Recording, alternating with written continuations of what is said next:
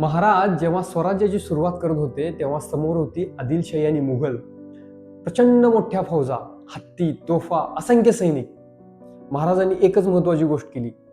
त्यांनी शत्रूचा कमकुवत दुवा कन्स्ट्रेंट शोधला. त्या मोठ्या फौजा सह्याद्रीच्या घाटामध्ये लढू शकत नव्हत्या. तोफखाना, मोठे हत्ती अरुंद घाटात निरुपयोगी ठरत होते. शत्रूची ताकद मोकळ्या मैदानात होती.